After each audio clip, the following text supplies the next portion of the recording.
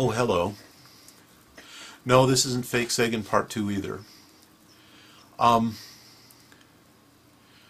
Real problem I have is everybody sees me as really intelligent, and I am, and really articulate, and in a way I am, but in another way I just hardly ever say what I mean. And part of the reason I've been doing these vlogs was to get better at just speaking off the top of my head and not having to cut. And boy, whenever I get onto a subject of that involves philosophy or science or politics or anything like that, I just become really bad at saying exactly what I mean. So for a long time, I've just wanted to talk, tell some stories.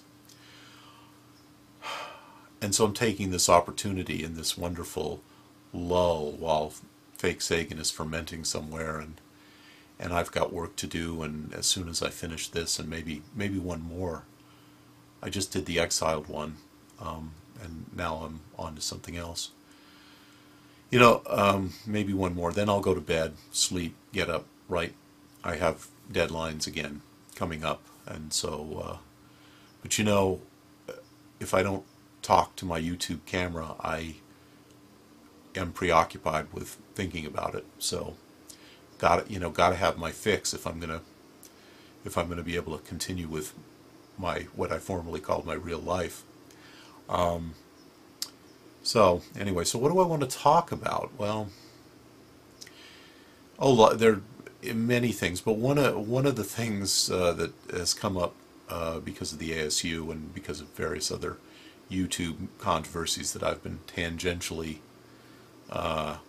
involved in is, the realization that I'm back in high school, or maybe even in grade school, that I'm getting a second chance at all the kinds of relationships that kids have, that adolescents have, and that in a lot of ways I didn't have, because I was a deeply troubled loner, a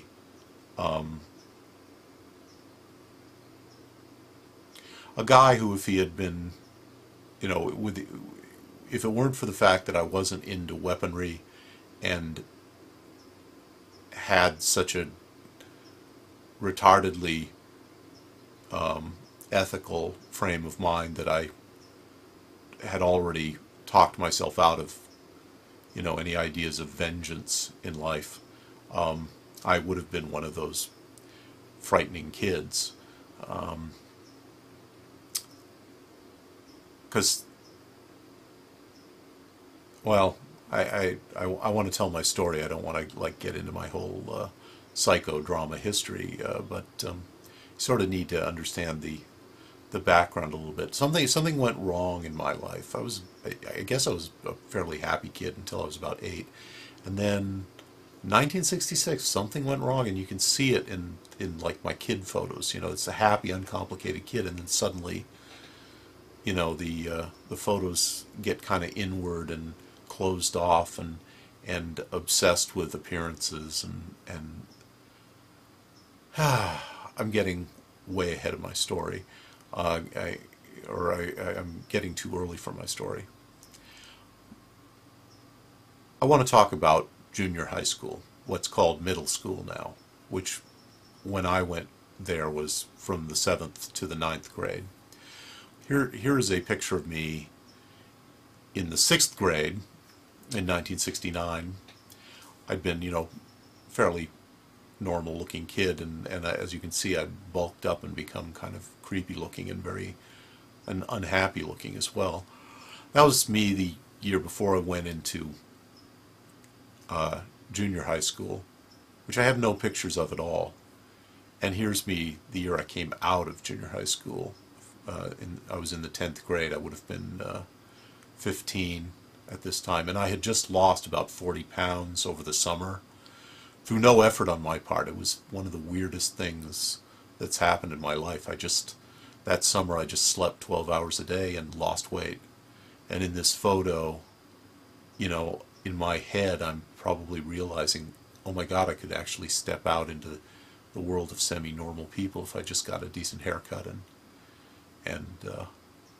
But that's a story for another day. In junior high, I descended into just about as close to being some kind of committable person as I've ever been in my life, I think, except that nobody noticed. In the 7th grade, I had a couple of pseudo friends, and I lost them. And in the 8th grade, I had literally no friends for a year, and also we were at the end of that year, we moved from a modern apartment building to an old house, and I went from a modern shower with a glass door to a old-fashioned shower with a curtain door that kept blowing against me when I got in the shower, and I reacted to that by just stopping bathing. And I would go to school. I had no friends.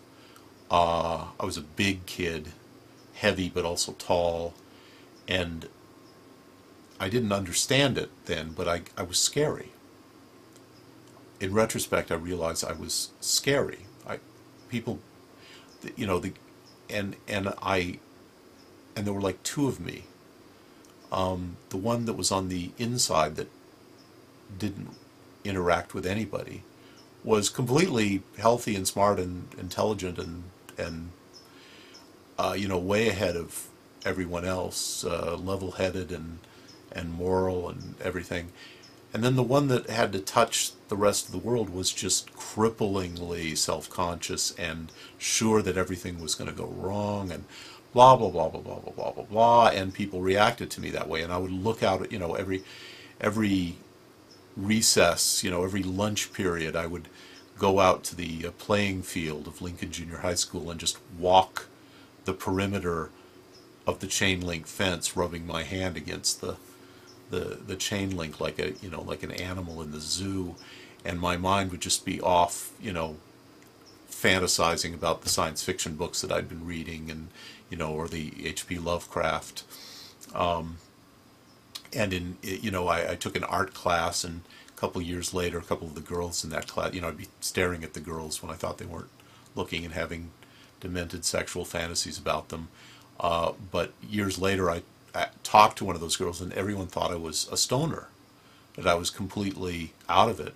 But in fact, I was just in my own brain chemistries. Chronic depression is basically what it was. And I remember in art class, I did this huge mural on construction paper of a scene inspired by H.P. Lovecraft of this giant pyramid with a huge snake wrapped around it, and this long snaking line of living corpses with worms coming out of them, coming out of the pyramid, a door in the pyramid, and coming toward the foreground, and the closest corpse had worms coming out of its face, and there was a crow picking at its eyeball. This was like 1972. And they put it up in a glass cabinet in the main hall of Lincoln Junior High School. That's how different a world it was. I was not sent to the psychiatrist. I was honored for being such a good artist. And like 2 or 3 years later, when I was in high school, I went back for a nostalgic look at junior high, and the damn thing was still up in the glass cabinet. But I digress. This is not the story that I started out to tell. I was totally alienated from society. I would look out at all the people, all the kids, all the groups, and just say, these people suck. Anybody who has friends, anybody who is in a group at all, is in it because they suck. There were like these trailers, the short bus people, there were trailers for the developmentally disabled kids in the school, and there was this one guy, he had some kind of horrible problem, but he was being mainstreamed. He had I nobody told us anything about him, but he had a problem where if you touched him, he would grab the spot as if there were a spider where you touched him, throw the imaginary spider to the ground, stomp on it, and scream, "Get off!" And so, of course, every recess I'd be, walking the perimeter in my own little world, and I'd hear, "Get off!" And there would be somebody, some group of people cackling like crazy over the guy who'd gone over and touched, the gimp. And I looked at that and I said, yeah, that's them. That's all of them. And all I wanted to do was just live in books and movies. I would sit through double bills twice every day of the weekends. And anyway. Anyway, I get there. In the 9th grade of junior high school, we suddenly got to pick we got to pick elective classes. And the first class that I picked was power reading, because the description was you sit in a room for 50 minutes a day and just read whatever you want. No grade, no nothing. What could be more perfect? What I didn't realize was that this class was actually a dumping ground for kids who didn't want to do anything, least of all read. Administered by basically a room monitor rather than a teacher who was not interested in enforcing any kind of discipline. So here I am sitting in this room trying to read in power reading, and I did read. I read Gone with the Wind for the first time. I read Isaac Asimov's Foundation trilogy. I think I may have read Methuselah's Children by Robert Heinlein. But meanwhile, while I'm reading this, there was this whole gang of big, tough, semi-delinquent kids. And I was big too. I might have been bigger than any of them. But they were tough, and they were all about being tough. They were the kind of people who got into fights. And I had never been in a fight in my life. I'd never thrown a punch except as a joke a couple of times. And But I was big. Nobody ever overtly bullied me, but groups would mock me because I was a big, I was like Private Joker in Full Metal Jacket, except an intellectual Private Joker, if you can imagine that. I had that same look that he had just before he off the drill sergeant. But anyway, they were in this group, and they were all together, this group, and they were just ragging on me nonstop because that's what was fun. That was something they could do rather than read while I was trying to read these books. And being a bizarre cross between, a Yeti and a geeky nerd, I attempted to come up with these really elaborate intellectual jokes to mock them, and I would come up with these elaborate jokes, and their response was always exactly the same: "Your mama," and they would all crack up. And one of the lessons that I learned from that class, of course, was that "your mama" is a much funnier joke than any intellectual joke you can possibly come up with, and I have attempted to use that in my writing ever since. But I digress. The other thing that I learned in this class is what I've been trying to get to here. I learned for better or worse, one of the lessons that I took away in dealing with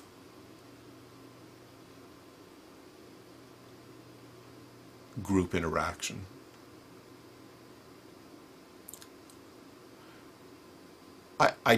They were making my life a hell. They weren't hurting me. Nobody ever laid a hand on me. But they were ruining it for me.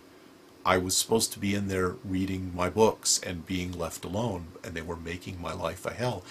And then gradually I realized, because I had to pay attention to them, because they made me, I realized that within the group was this kid who was like me, who was not big like me, but he was a geeky nerd guy, and somehow, I can't remember exactly how I figured it out, if I hadn't been there,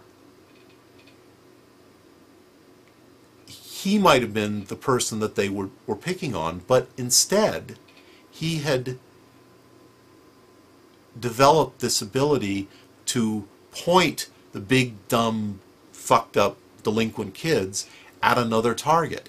And he was goading them to attack me in this class. And sitting there being forced to pay attention to them because all I really wanted was to be left alone, I realized that this kid, who was like me, in a way, because I would never have done that, I told myself anyway,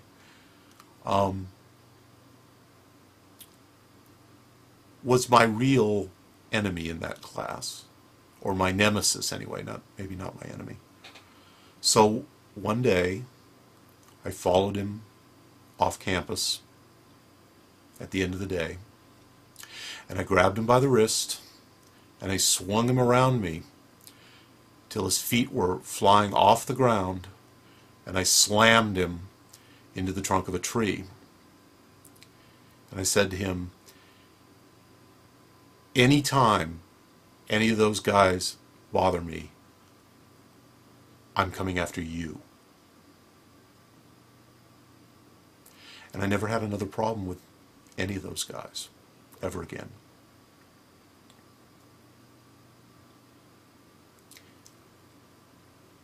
And a few years later in high school, that kid, I don't remember his name, I don't remember what he looked like, I don't remember anything except that I found myself in PE class with him in badminton.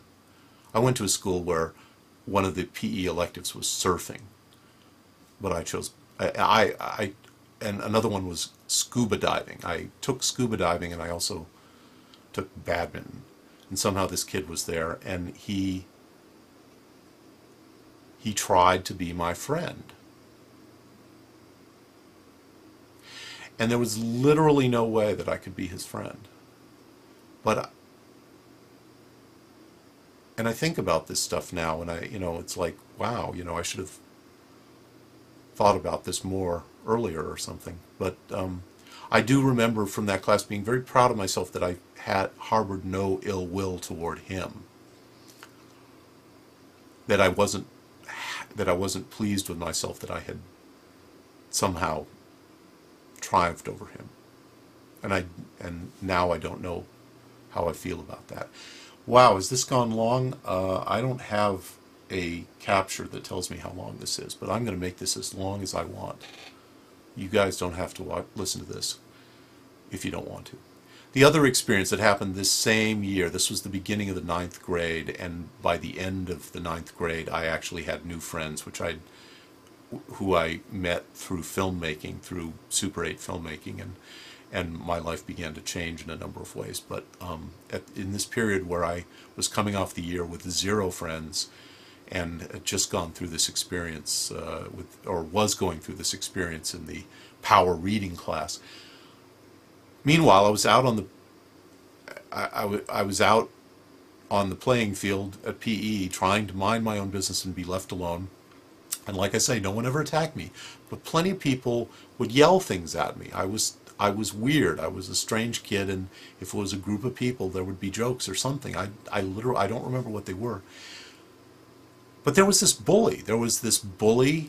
Who was, more or less my size, probably not as heavy as I was. In fact, definitely not as heavy as I was. And it was clear that I was not a fighter, and I went out of my way to not interact with it.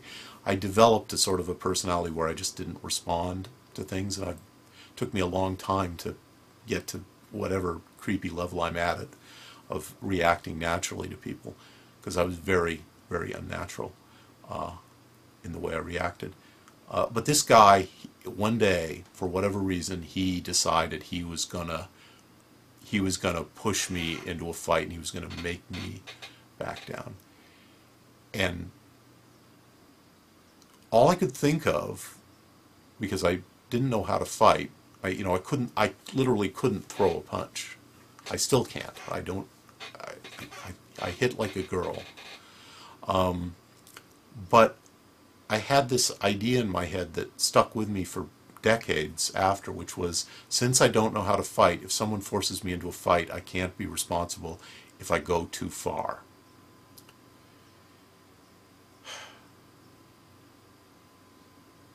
And so I remembered back to like the 5th or 6th grade, one time when I was playing on the monkey bars and I fell from the top of the monkey bars and landed flat on my back and knocked the wind out of myself, and I couldn't breathe for what seemed like forever, and it was really a terrifying, frightening experience to me at that time when it had happened to me by accident. So this guy waded into me, and I couldn't stop him from hitting me, and I couldn't hit him back. So I just grabbed him around his arms and his middle, and I lifted him into the air over my head, and I threw him as hard as I could down onto the ground on his back in a kind of a physics experiment. Could I do to him on purpose what I had done to myself by accident on the monkey bars several years earlier? Yes, I could. He was lying on the ground, unable to breathe, looked like a bug that had been squashed. And this crowd of people that had been standing around jeering, all went, "Oh, dude!" Whatever the version of that was back then, and I can't even remember. And I just walked away, and, it's one of those kid triumph moments. That was exactly right, and I'll never forget that you can do that to someone. But the next day, when I got to school, I saw him coming up to me again, and I realized to my nauseated horror that he wanted to be friends with me now.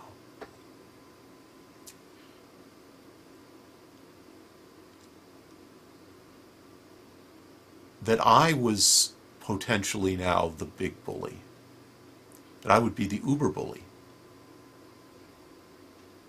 And he would be my minion.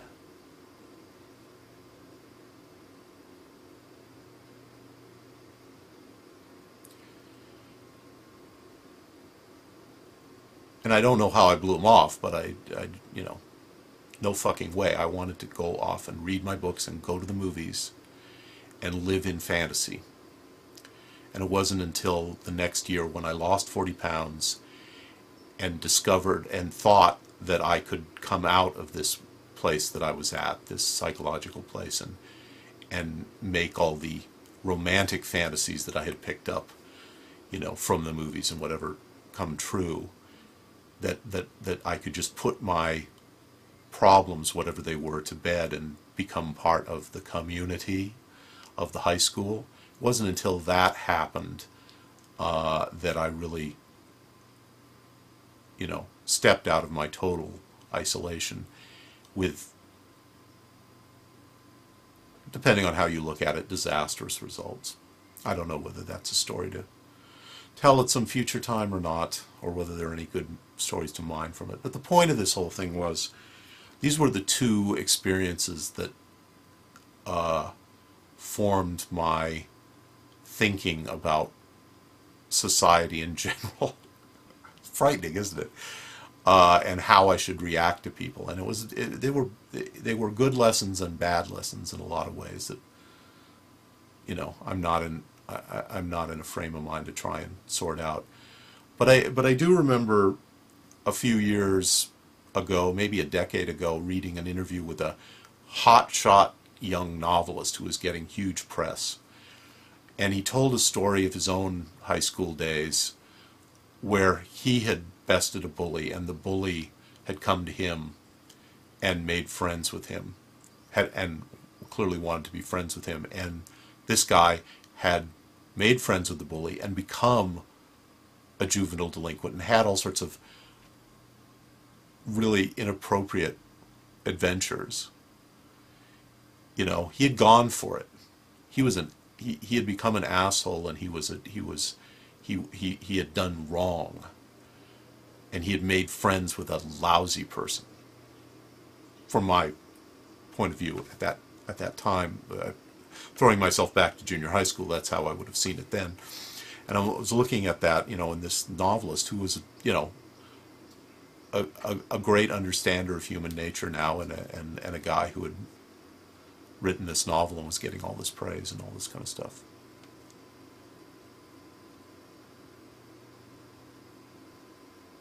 And I will spell out no conclusion from that whatsoever.